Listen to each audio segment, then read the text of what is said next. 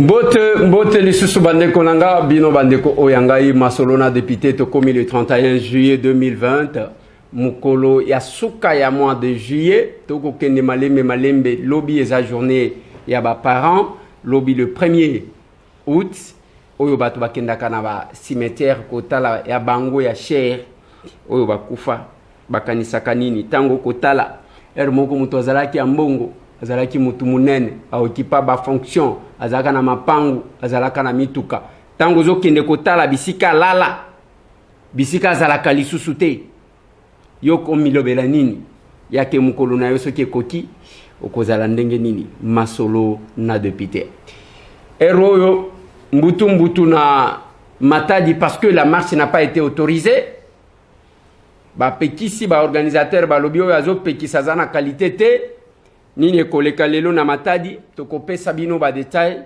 masolo tozo présenter mission encore na souci ya makasi parce que bande konabiso misusu bakufi 19 personnes bakufi kuna à 40 km na Uvira na Sange un militaire na Seakwiti na Munduki abandi ko tirer sur les personnes 19 personnes au moins ba blessé baza ebele to éviter na minute auto ko sala émission ceux qui va mususu basi combat on doit pas remettre l'arme à un barbare tous encore na sango ya mawa ya décès ya pasteur Micheline Kamba zaki kotangisa na UPC kuna azalaki pe pasteur ya SCC azalaki qualité pour la intégration ya ba personnes avec handicap dans la société a tika kibongo molimo na ina maboko ya oyo apesa yango ezalaki lobby vanité de vanité tout est vanité yango na lobaka na bandeko salaka teloko ya muke moko na vina yo ya avant okufa omonango epesa yo sourire parce que mutu oyo azalaka malamu na mokili bayebaka ye na ngongaliwa mutu pe ya mabe ayebanaka na ngongaliwa parce que wana komona na miso oyo biso tozana ngote akomona na miso ya oyo azokende batalisie oyo azalaki na mokili masolo na député bolandanga na une attention soutenue na kobeta masolo moko ya Jeux olympiques otozo compter organiser na mbula oyo eko ya 2021 masolo na député ezape likambo ya Godefroid Mayobo au ministère ya intérieur a confirmé qui comme secrétaire général ya Palou boyoka kiango na tela kibino nzembo ya bande kwa Palou lo iza mabina kaka boy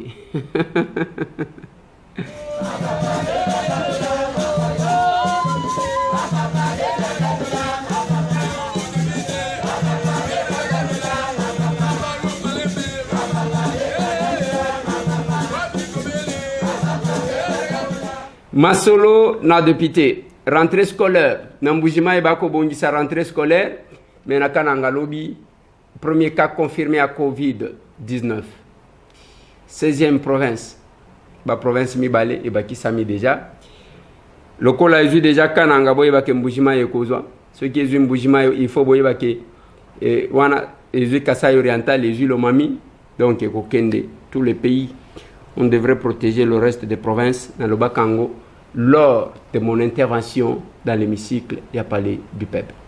Honorables députés, chers collègues, pendant le moment que nous parlons ici, on lève la mesure. Nous n'avons jusque-là que 14 provinces qui sont touchées. Donc du coup, nous déclarons que les 12 autres qui ne sont pas encore touchés, nous pouvons les contaminer tels que nous voulons. Parce que si nous clôturons la session, nous devons aller en vacances parlementaires. En allant en vacances parlementaires, quelles sont les mesures que nous avons, nous, là, ou en cas de problème, comment allons-nous interpeller l'un de nous, ou un membre du gouvernement?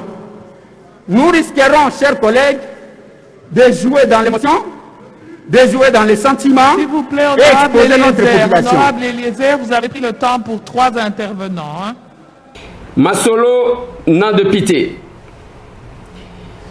Na kopesa mbote belé na bandeko nanga bakola nanga na Okatanga bao bazana Lubumbashi spoliation ya biens de l'État. Kuna toyoki que même parti à hôpital Sendwe était kami chez un Libanais. Na koluka bien nanga Pius Mwabilu mbayo mukala nakoka koyeba soki eza ndenge nini parce que kombo bakoloba Kinshasa etindi bakotangaka kombo ya vie nanga il faut onatuna ye soki likambo eza ndenge nini. Masolo bandeko na ngai nalobaki na bino ke tozobanda na sangwa mawa bongo tobeta masolo bolandanga malamu parce que makambo ya jeux olympique oyo bokozwa quand même moi biloko ya bientôt koka ko réfléchir. Oh ngai tambe combien mon pays est beau mais nini ezosala ke pays na ngai ebonga te. Nalobaka na bino bandeko na nga mutu na mokili il faut yebaki azaka na délai na yeso ke koki oyo atinda ye na mokili abendi ye nyonso tozwaka na mokili ezaka lokola mutu aza na ndako akofutela mukolo moko kobima kotika ndako wana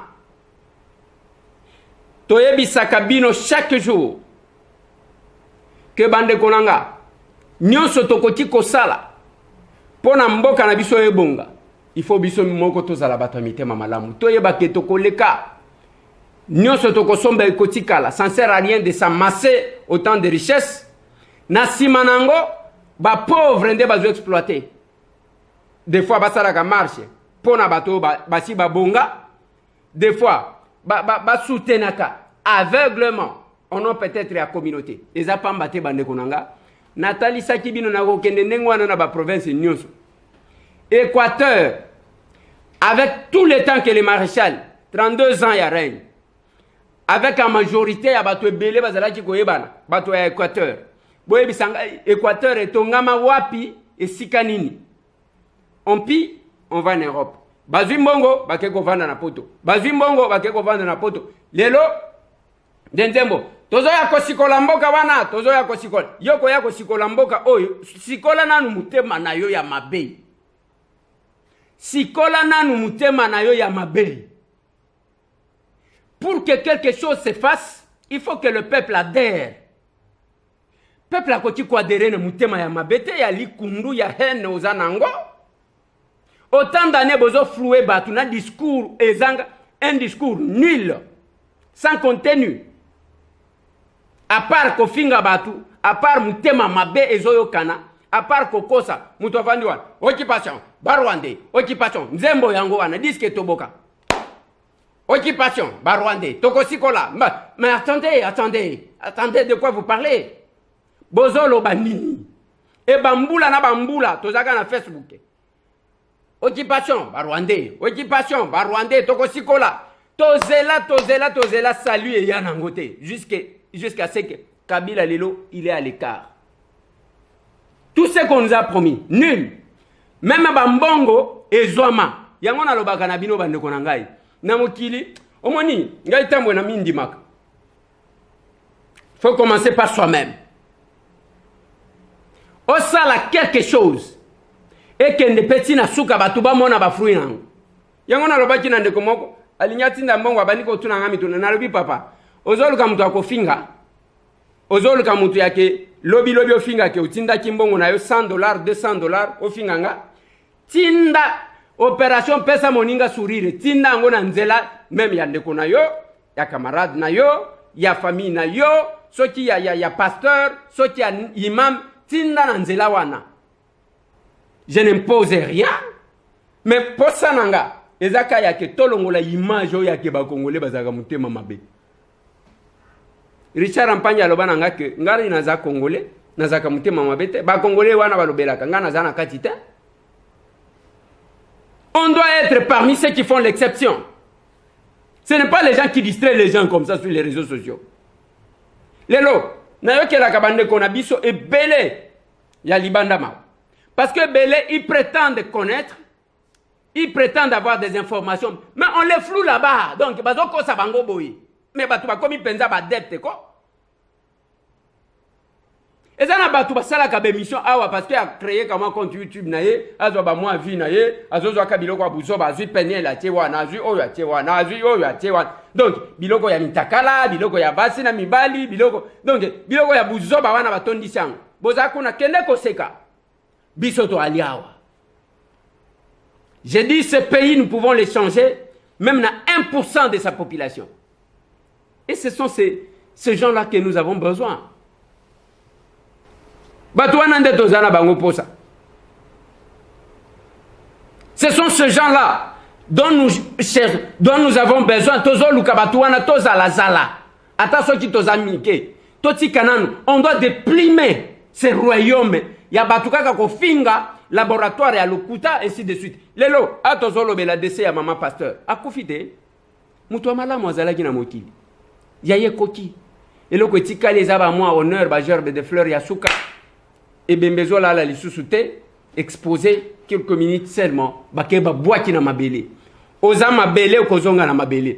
Et je dis toujours aux gens, j'ai toujours admiré la sagesse. Il y a un gourou, il y a yoga plutôt, babenyango, babenye Zaki Vasudev, connu sous le nom de Sadhguru. Sadhguru a fait ça à tout conseil. Alobi, il faut faire travailler son cerveau que de faire travailler ses émotions. Batu belé musala na bango za ko faire travailler ba émotion na bango. Bazana tenté ya ko faire travailler cerveau na bango. Ba pesa biso cerveau. Donc, omoni émotion, eza eloko ezala kala pembeni. Eza selon Sadhguru, alobi ke eza eloko ezala ka pembeni lokola fleur. Eza eloko ya ko bouger te. Eza eloko moko oyo eyaka ezala ka nengwana. Mais eloko salaka ke nzoto amuto fonctionner, c'est le cerveau. Mais vous n'avez pas le temps de faire travailler Mayele na bino ba pesa bino. Mais vous faites travailler les émotions. Au comment Makamboyo, génocide, voilà, occupation, papa, Luka, même tangu batu basala ka ba cotisation, ya pesa kate. Ye musala na eko bele la ka batu misusu, ya profiter na sima wana kata mive na ye et les gens vivent de ça. Et après tokoya ko sikola mboka wana, mboka nini? Mboka nini? Afdele ya parce que peuple alembaki Mobutu. Nalingi boyoka bien. Oza même pas capable de bouger un seul quartier na Kinshasa awa. Yo wana tokoya ko sikola mboka wana. Yaka. Sikola na ndemu tema na yo mabe. Un menteur des années comme ça a commis ça batu donc ba depte. Et donc ba kosaka na bango batu. Ce qui va baigner kaka boye, c'est tout ce qui a eu qui mongonga mwana mwa atali profil. Atali. On est comme alinga sala ba live ache ba Briana Mbebo ache oko koma PD. Danger public, moi c'est mutu bako linga mutute asolola naye. Et c'est ça le combat. C'est compliqué bande konanga. Je répéterai ça tous les jours. Nakobana ko zongela kama kambuana. Parce qu'on ne doit pas continuer à flouer tout un peuple des années comme ça. On a un combat, on a une résistance, mais la politique est là. Yango, bokoyoka makamu na robeta la makamu ya jeux olympique. Masolo na dépité. Lobby na 19h sans militaire, na sangue nous sommes à 40 km à Ouvira. Abimi na ivresse, ceux qui a monaki que azana front. Ce qui a mon aki ndenge nini na frango na toyoka ki commando na ete abani ko beta masas 19 personnes na minute na zolo bana sange batandi bibembe wana na se manifestation ya makasi. Le malheur ne vient pas seul. Bauchi ko boma na kipupu pendant que tozo regretter na tela ki bino élément ya président ya société civile lobby pendant que biso to kota la kuna non un soulard na munduki yewana ko boma batu ko blessé batu. C'est pas possible. C'est pas possible. C'est pas possible. Et tozana ba condition mais ba mususu ba okoyoka déclaration te okoyoka le moko te. Moi tozo marcher pour ko soutenir ba institution. Mais les gens meurent chez toi monsieur. Batu bazo kufa. Les institutions existent parce que le peuple existe. Yangona lo bagana batu. Qui politicien un modèle nini tozo sala ba politicien ba mona na kaka soki campagne ligne s'approcher wana ba komi proche à peuple wana ba komi wazoke ndaka ba église na matanga bazanga kate kotambola tambola wana mutu akobo mangombe avandi si batu wana nde abandi kolia na batu. C'est pas possible. Un escroc politique Et ce n'est pas cette politique-là que nous nous prêchons. Dans le lobby, la politique, c'est un art. Et ça, il y a des gens qui ont sauté. Oui, tu comment on a vu ça, député. Mais on saute à la qui député, on saute à la oya kosani. On saute à la pendant de gomogo, on saute à la oya ayana parlement kosalani. Il ne comprend rien. À de comprendre. Pour na politique, à Zambongo na a changé pour qu'il a gagné bon webele. C'est ma politique. La politique, c'est un art, monsieur. Mutu ya mutema mabako sa la politique était. Bon, ça la lecture dialectique, il y a pensé à Machiavel dans Les Princes. Botangi Yango, il y a les professeurs qui ont écrit ici.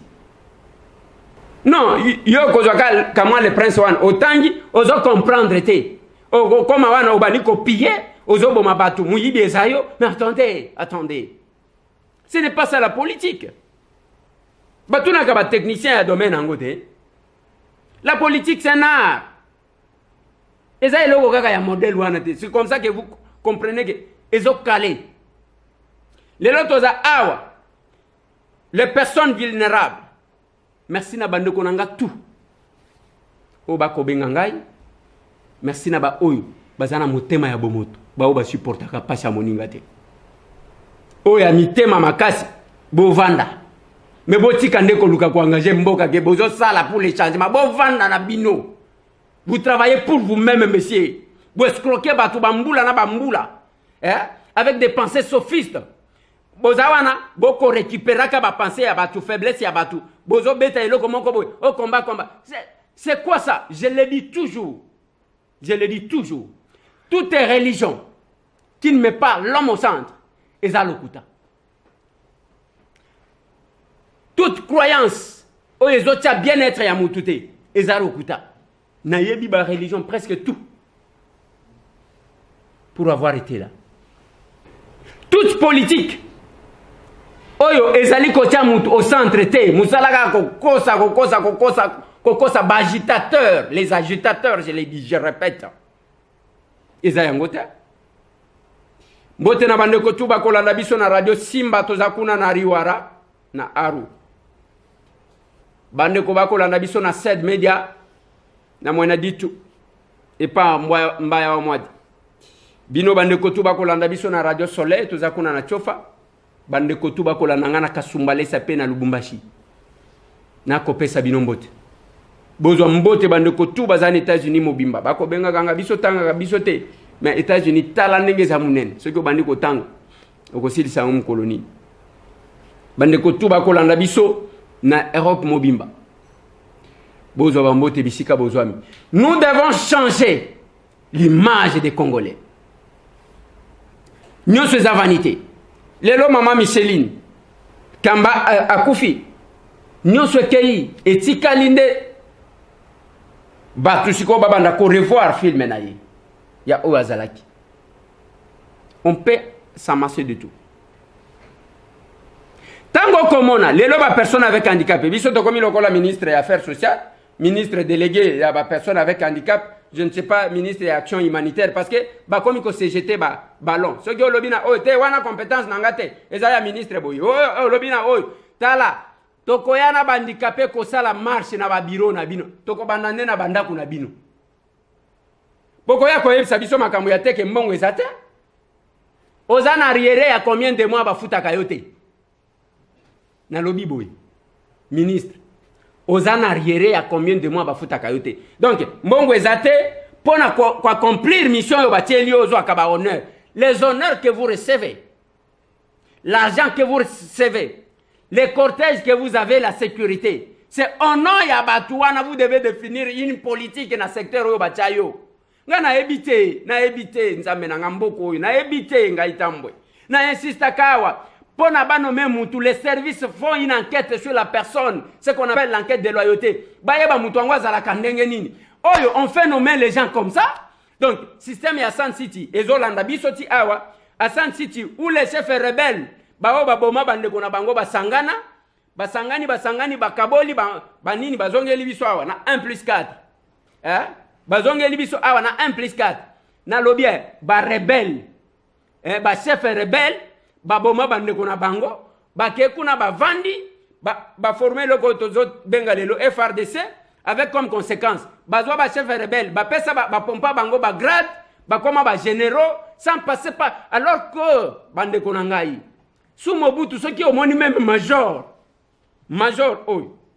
même capitaine hein ozo sentir moi eloko moko boy lelo awa ba chef rebelle wana bakenda ka ndenge bazoboma na bakipupu wana lobi allez bako désarmer bango ceux qui ko désarmer bako ya komitika bakomi ba généraux yarmé na biso Sun City bako beta petolo bako fêter pe anniversaire na bango toko tala bango les gens qui ont tué les nôtres Tilelo ba séquelles et insécurité à l'est c'est toujours les mêmes personnes les tireurs de ficelles et zabango bao ba yebi stratégie à créer ba groupes armés parce que bazo kola na biloko wana allez ba récompenser bango ba vice-président de la République zabango ba sénateur zabango ba député zabango ba ministre tilelo bazonga kako ba nommé yelelo ba nommé yelobi ba nommé yelelo compétence nini kaka bango bazala kanango oyo batu misusu oyo ba simba makilate bazana ngote et nous sommes là mboka na biso et tozo betela bango maboko. Ce n'est pas possible. On ne nomme pas n'importe qui. Yango na loba ki ba négociation. Donc continuité à Sun City yango. Allez, à coalition FCC cash ba vandi wan. On va désigner les gens, on va nommer les gens sans compétence, sans qualité, sans moralité. Et là comme mon côté ata bon moto ezate. Nzembo ezanine. Oh biso mbongo ezate. Mais tout na ye. Ministre ozana arriéré à combien de mois? Azana arriéré. Tangu yo défendaka salaire na yo pour que ba futa yo. Oko qui peut ko défendre ministère na yo te o sala ta mo intervention. Les lobbies sont comme Mamukumba. Nous passons des journées sans manger. Il faut que tende kuna ozonga boy. Hein? Mutwaza kuna na pasi mutema abomoto e supportaka te ngana ebite ndenge bakela batu misusu. Yango ba melaka makila batu. Yango bazwaka manduki babomaka bandeko na bango yango bachelaka bandeko na bango ba poison bazana mitema te bazana mabanga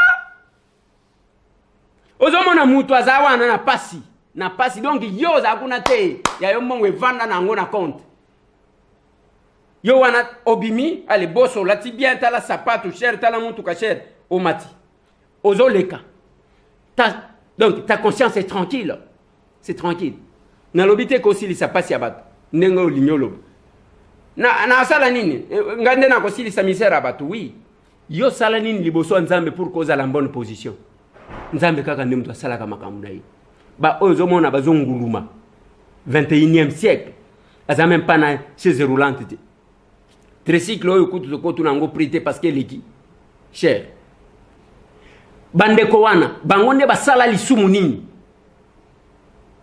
onyo so mona kabayaka awi pananga ba kuti lokola moi affection moko boy o bazanga mais nous sommes là o comment même ba mandataire ba kobio o comment bato ba konomé c'est la même chanson mais qui n'ont rien à voir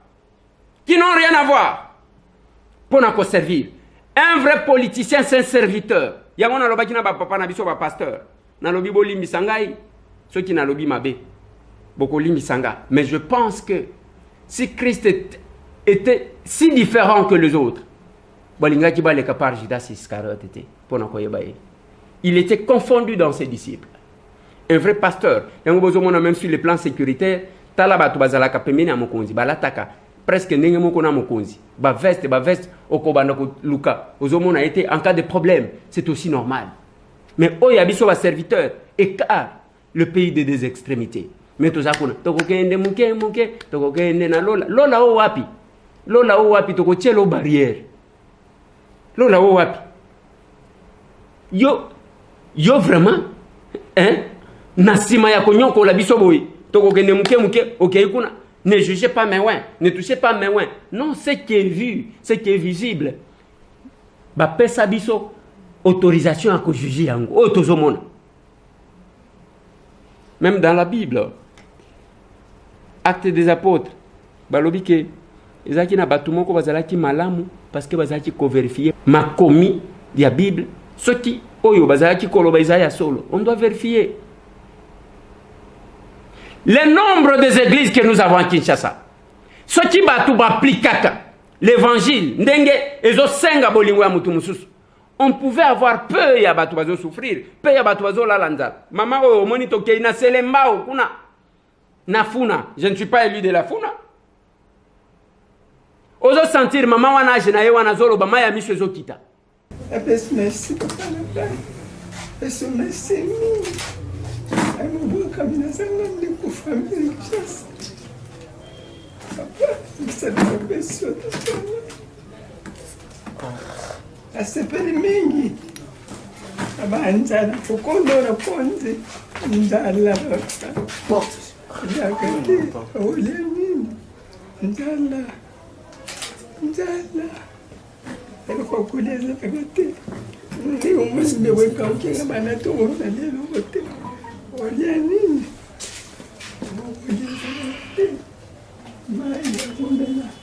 no sopasse, no sopasse. Se a tarde te fera muito ali, quando foi sono mande kuna ngaya katuna. Maya mi sezo kita. Cette maman là et là lobia kondi misisani oseza libanda parce que azoliate. Mais ozolia ozobwa kabiloko. Mutema mabe. Et après au côté ya ngatambo ko sambela ko kanyi pe misu nzamba monio. Mais attendez, nzamba ngo ya côté ninyo. Tango zo mona bana mike mona wana moni nazo kima na imangu tout ça papa na yakufi azana grand-mère na yewan tango baye na pona ko pesa mwana sourire ça coûte quoi? J'ai dit c'est le cœur qui donne et non la main. Ba force kangote ezalaka yango sentir l'amour l'affection ko s'approcher awa ba électeur ba tutu wana baza salité bozela mikolo ya ba campagne donc mona batu baye wana mutu akovanda bisika vanda kate les démagogues comme ça. Et puis, tu bundi sabino mkolo moko akole. Ce n'est pas ça. Jusqu'à quand vous allez escroquer les Congolais? Masolo n'a député. Godefroy Mayobo va confirmer le ministère de l'Intérieur comme secrétaire général. Bande kwa palu balobi jamais. Yo Gilbert Okosa la makambo wana te ils a prérogative na yotin. Biso tozana secrétaire général na biso comme na Sylvain Ngambu. Nde oyo biso tozana ye. Donc, kuna mbutu yango moni na tela kibino moi musique wana lobi. Livre d'or. Palou wana bazwa primature avec Antoine Gizenga. Bandu. Tango alongwe atikeli Adolphe Muzito. Premier ministre Bandu. Et les Bandu doivent profiter quoi. Natuni kagate Bandundu ezwini. Bao bazobina wana bazobina kanenge bazobina wana kanenge bazobina balobina bango livre d'or ainsi de suite. Il n'y a pas d'amélioration des conditions de vie. Alors je me pose la question, pourquoi s'entretuer soit te tirer ba ficelle ya batu pour na ba considération tribalo ethnique. Obiso to zabato abandon, obiso to zabato Kasai, obiso bato Équateur, biso. Mais attendez. Ils ont fait quoi 32 ans à Mobutu basala nini kuna? Ozomona kaba fête na ba champagne komela na ba cigare balacha bakos donc bazawa na cigare ambiance Équateur nini ngweza ya malonga o mutu nini atonga nini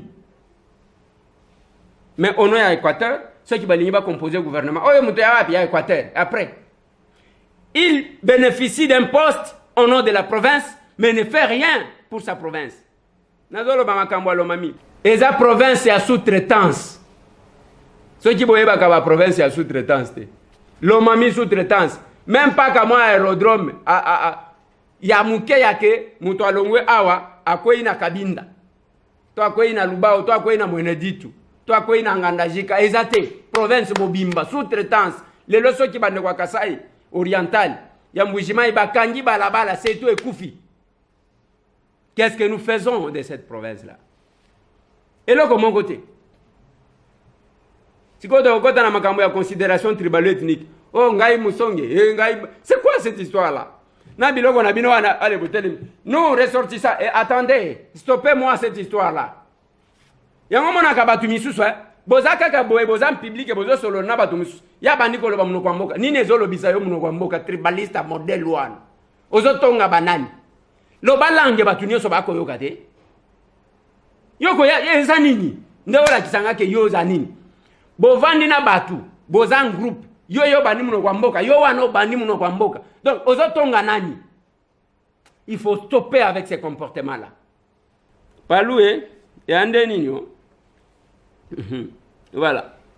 Nalobaki na bino ke rentrée scolaire. Bako bongisa na mbujima ekuno bako bongisa. Mais ba éducateurs sociaux ba tombo oyo bazana ministère affaires sociales balobi ça fait 12 mois depuis que la gratuité et bandaki ti lelo bazo futa bango te donc makambu ya rentrée wana bango bazakuna te bakosala na bango grève eza makambu mais na mbujima bako bongisa rentrée bako bongisa ba moi école bani mais il y a un problème aussi na Kananga premier cas confirmé na lobaka na bino eloko wana c'est quand même bizarre na uti koloba makambu ya tuerie makambu ya matadi bande konangai bande ko bako marcher pour que atuma tubwana respecter décision ya justice alongwana iki gouverneur atuma tubwana apikla le bien ko la kisabango ndenge tokolo babo la marche n'est pas autorisée mais qu'est-ce qui va se passer pour la maire de la ville ya Matadi alobi ke azana ba information ya kezana ba fourmi rouge ba uti Kinshasa pona ko semer mobulu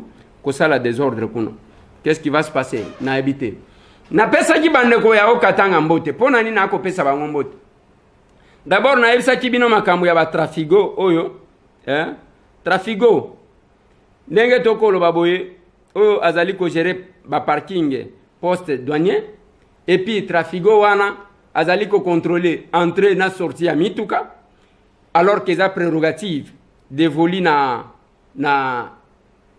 DGDA tozo comprendre te bango nde bazali ko délivrer ba carte tout d'entrée en RDC batuana ya ni na ba mituka bazali ko sala yango bazui qualité nini to ebité oyo Pacifique oyo combien de millions qui partent avec Pacifique combien de millions nyo se faut le capar Pacifique bande konangai tozali ko hypothéquer mboka na biso pamba mais moi c'est que je me demande tous ces gens qui font ces bêtises là après au église ezalo kola mwana na la kisaki bino bako tunaye ozandoki osepelaka na kindoki mais attendez madame attendez mwana na yo propre yo bota ko sala e biloko wana oko filmer ye otie na ba réseaux sociaux olobisi est vraiment ndengwana mwana na yo penza obota lo sambo ngo ya nzambe et puis obandi ko sambela ozo délivrer ozo lier ozo jeter en tout cas nzambo wapi akoyoka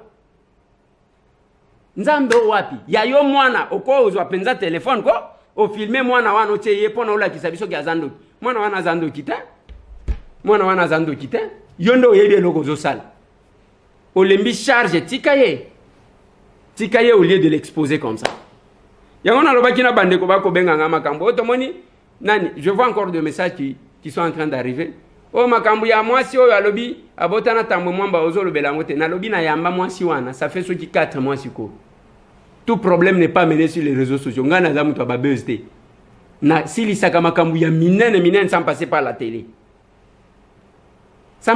télé ya minene ko au lieu d'exposer la personne ye wana ke ko sala nini j'ai toute une émission na sala na mwasi wana j'ai étudié ba paramètres ya koleki sango soit toleki sango on va exposer cette pauvre dame là un jour ngai na yebi je peux vous raconter une histoire. Il y a un papa qui est encore en vie, papa Mukolo akena musala na izaba papa o bazwa kabana mike, il a un peu de moyens azwa mwana muke akoki kozala mwana wana kozala koko na ye. Et la fille avait moins de 20 ans. Je crois à peine 17 ou 18 ans. Ayoko sala. Mais papa wana âge na ye akokaki kozala mobali ya koko ya mwana wana. La maman de la fille était là, la grand-mère de la fille était là. Aye aboti si mwana wana. Tangu babandi ko bendana. Ndenge tokolo baboyi. Mama ya mwana wana baboma ye, grand-mère ya mwana wana baboma ye, mwana ngwa kima parce que Monique batutu bazosi là. Alors, ça va servir à quoi? Parce que akenda ki balekisi na médiati. Mwana wana yake pananga, j'ai jugé na bandi ko négocier na papa wana pour que à prendre charge na ye.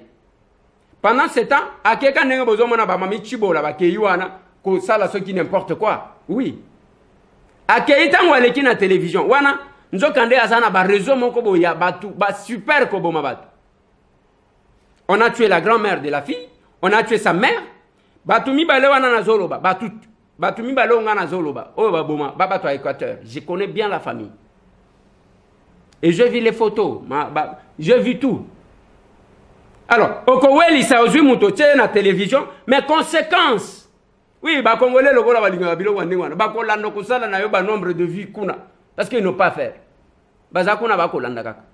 Tshela kabana na yo ba kuluna, tshela kabana na yo ba tshel, tshela kabana na yo ba landa kabiloko wana bolingaka. Mais jour bana na yo ba kokoma ba vrai tshel, okoyoka soni ba ko bana kolongola bilamba. Baya mibali mususu okomona babimi ba kuluna ba kobeta yo avant okufa. C'est ça la conséquence. Oko futa oyo zali koloni pa bana na yo. Tangi sabana bolingo. Je suis content, hier j'ai causé avec un enfant na Canada. Maman na ya passé ngaye. Moi na wana bota makuna olakuna lingala zoe bango malamte. Ozo sentir ki alanda kama kamuto baka. Maman na ya zolo baka nenga zoyo ka mungongo na yo bozo solo la boye. Mwana muke wana maya miso ezo kitai. Mais yebisanga. Mais ya yo bana batala kanini. Yango zo mona bozaka ka désordre ndengwana. Masolo na député. Nakatanga ndenge na koloba. Teka qui est pas un Libanais, bateki place moko ya institut supérieur. Awa, hôpital Saint de Bakati Ndam. Nazana ba image. Je dois profiter pour na ko vérifier. Tozongi makamba musala. Ezana ba société ba mining nakatanga. Bangaje ba chauffeur, ya ba remorque, ba chauffeur a mituka. Ba chauffeur wana ba congolais bazana kati, ba payape bazali ba tanzanien, ba sud-africain, tout ce que vous voulez. Mais ce qui est plus grave bande konanga, namboka na biso moko. Gouverneur rango ya okatanga komo na nani? Jean-Claude Kazembe. Ouais. Te. Kazemba longwa te. Oya zakona komo nene. Bolimbisango. Mami na na bosani kombo gouverneur na yo. Mais tant que vous êtes la gouverneur, vous avez monsieur le gouverneur. Mais au commandant, chauffeur et congolais, vous avez $200 par mois. Mais un Tanzanien, un Sud-Africain, vous avez $700 par mois. La société où vous avez même pas mouillé, je connais dans la loi. C'est la même chanson. J'ai les doléances à bande konabiswa. Mais qu'est-ce que vous faites? Moïse Katumbi Tchapo azalaki ala muki boye akeya bandiko contrôler. Awa soki na kuti bo futi ba tuboete bokomona boye. Moïse a menacé même de fermer l'aéroport, ils en ont pas compétence na yete. Mais lobby devrait une autorité s'impose. Et vous avez responsable muito. Qui est le responsable? Mais je vous ai dit l'autre fois que je ne vais pas voir des gens comme ça travailler comme ça. Il n'a pas les bottes, même celui-là avec des pantoufles. Et l'autre en babouche vient. Ça, c'est la tenue pour le fondeur, ça. Non, non, non, non. Les Chinois ont dit. Ça, c'est pour le fondeur, ça. Moi, je suis chinois. Ah, voyez, bonjour. Non. Regardez, tenue de fondeur, ça. Ah. Vous parlez anglais ou français? Non, non, non, non, non. Écoutez. Si je trouve ça cet après-midi, je ferme l'usine. Can you hear me? If I find these people with these clothes, I close this afternoon. Your campagne. Non, non, je dis ceci. Si je les trouve comme ça, je vais fermer l'usine aujourd'hui même. Mon congé s'impose parce que c'est vous. Asalango yango moni batu balinga ye mingi. Problème, ce n'est pas le diplôme. Moïse a tangate, aza mécanicien, oui a tangate. Le pays est un problème, il y a pas diplômé. Bandundwe kufa likolo ya ba diplôme. Yebisanga na loba na bino awo. Ba recteur nyonso ba tutu ebele bozomona ba bandundu ba diplôme. Diplôme aboy, diplôme aboy, diplôme aboy, diplôme aboy, d'accord. Mais qu'est-ce que diplôme wa nezo sale la kwani? Zéro et loko mon côté.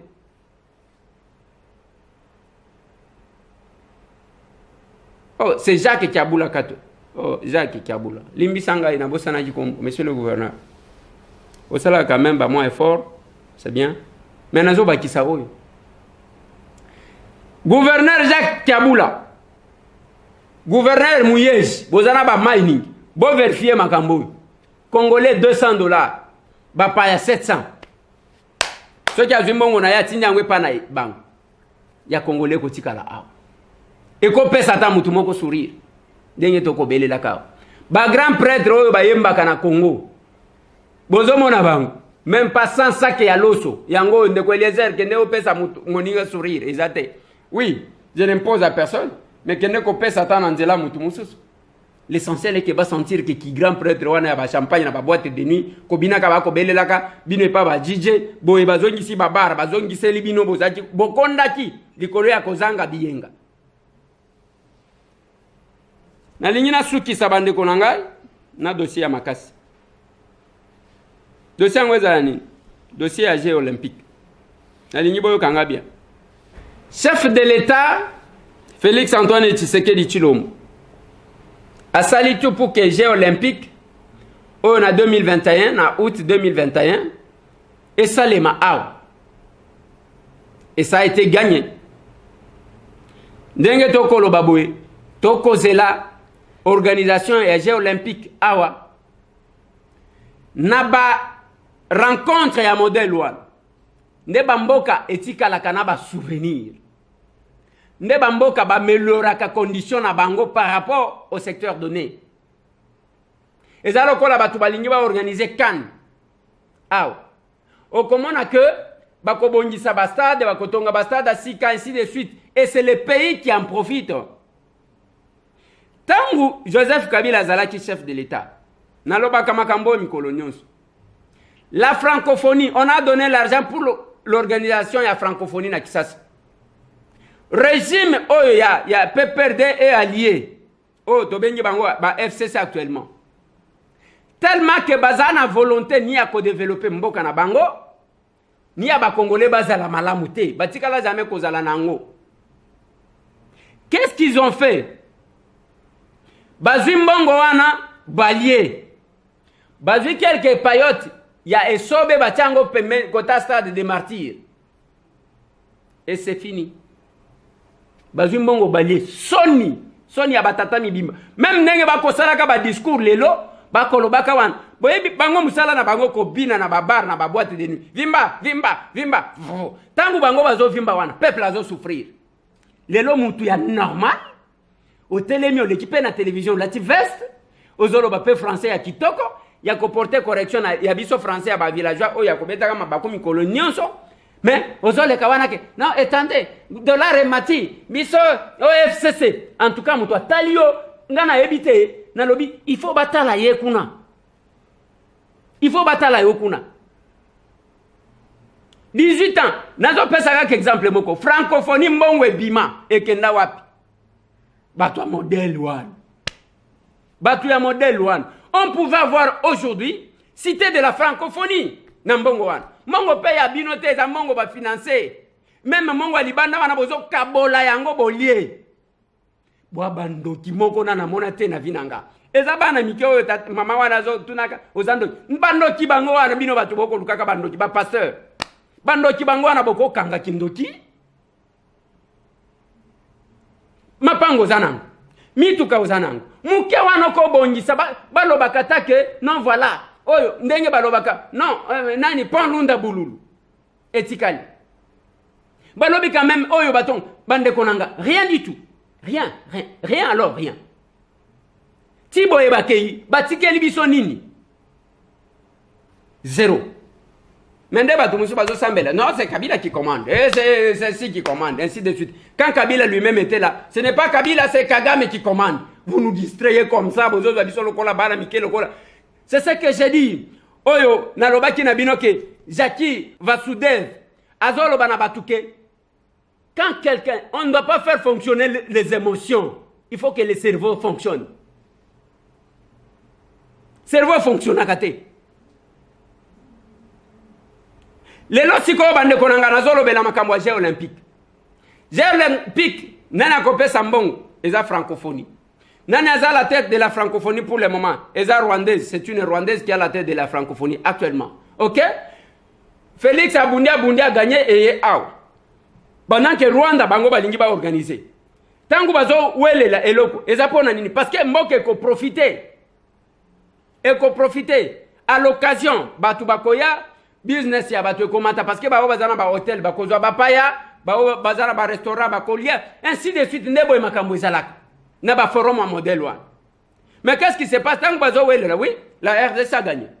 Maintenant la RDC gagne, bande konanga Sevi et Mutunyo soyokaki baponi nini Fikin balobi bakotonga je crois 30 ou 35, je ne sais pas, 20 à 30 ou à 35 si je ne m'abuse pas, bakotonga ba immeuble wana ya R+3, c'est-à-dire rez-de-chaussée na 3 niveaux en dur.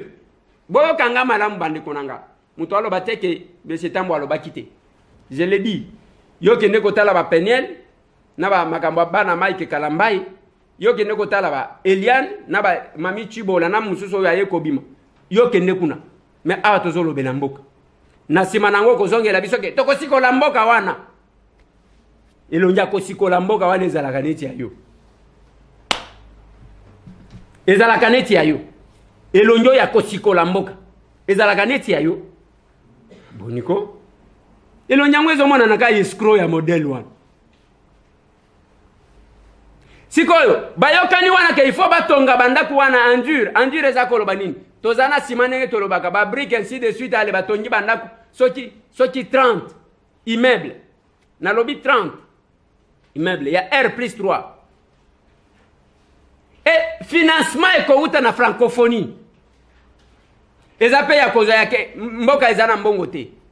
Ok toyokani parce que soki basenga kanga ba immeuble wana balingaki batonga ngo wapi kota malu batongi baluki espace moko batongi bien ba profiter batongi na ba piscine na ba nini makamu susu ko bana ko salema kuna soki basenga kanga conseil Fati Béton na tikala jamais komona béton ba ko sala ngo na biloko ya préfabriqué ba ko proposer kayo chaque jour bande ko langa boyo kanga ndenge tokoloba aw makambo changer balingi ba déplacer balongwe na Fikino oyo bayelisa kibiso bakende ko sala ba biloko préfabriqué biloko ya provisoire na Tata Raphaël bande ko langa o kindokite wana Rwanda azawana équipe ya jeu c'est constitué de ministres ozomon équipe au pilote eza bango kuna biso batambo etozate on ne nous associe pas basocia kabisote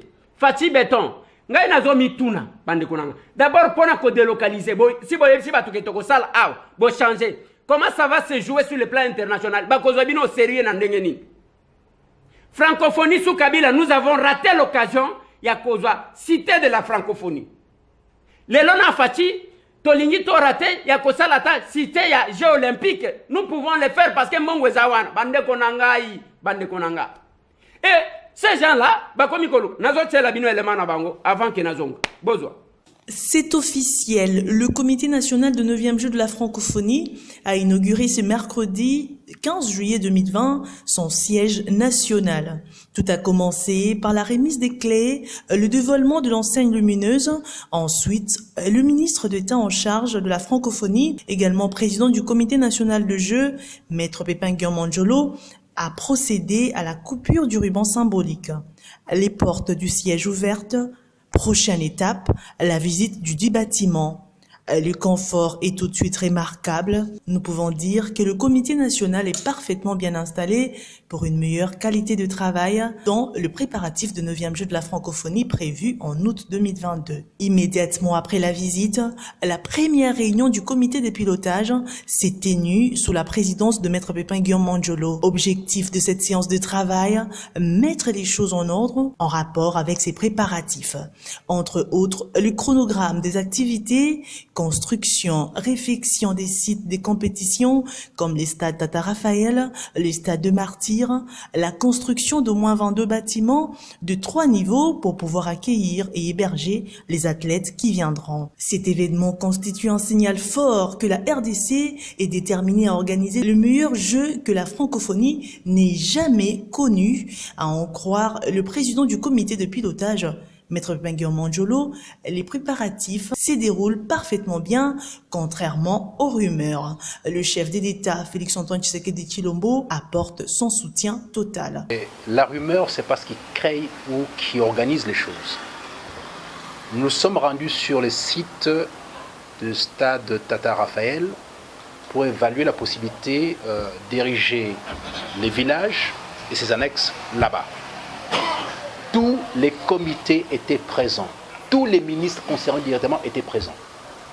Partant, seuls ces ministres-là, ensemble avec moi-même, devront communiquer s'il y a changement ou pas. C'est un cahier de charge qui nous a été fixé et les dispositions étatiques du gouvernement peuvent être modifiées un jour ou l'autre. Ça se discute entre nous. Aucune autre personne n'a autorité, à part les ministres eux-mêmes, au sein du comité des Jeux, seule institution, structure habilitée à pouvoir communiquer sur la situation. Personne d'autre. Pour la petite histoire, nous sommes arrivés au gouvernement fin août, début septembre. Mais l'engagement a été pris par les chefs de l'État en personne aux alentours du mois de mars. Ce qui fait que nous sommes héritiers d'une situation décidée par lui. Et par conséquent, il est le premier porteur de ce projet. Le fait que nous soyons dans ces bâtiments aujourd'hui, c'est lui qui a voulu que ça soit ainsi le plus rapidement possible.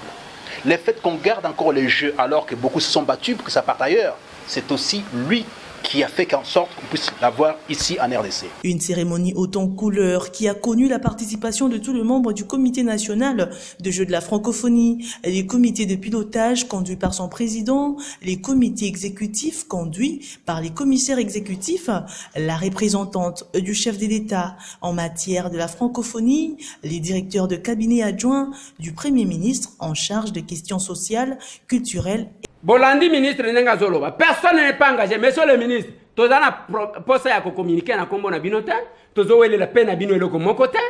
Ngai na zoloba awa na zamo konzi na bino parce que na za député, yeba que nous allons utiliser ba voix tout oyo sengeli pona ba congolais ba mona malam. Bande konanga ba congolais, on veut encore une fois de plus se vous escroquer. Mutalo bateke Eliezer aloba kité. Oya kolanda distraction, alanda distraction. Bolandi ministre te Bolani nenga komi kotomboka ka bango na bango biso toza kuna te. Monsieur le ministre, nous avons besoin d'avoir cité ya Jeux olympiques awa mbongo eza mbongo oyo bozo kosaka biso ke mbongo eza te eza mbongo que la francophonie donne.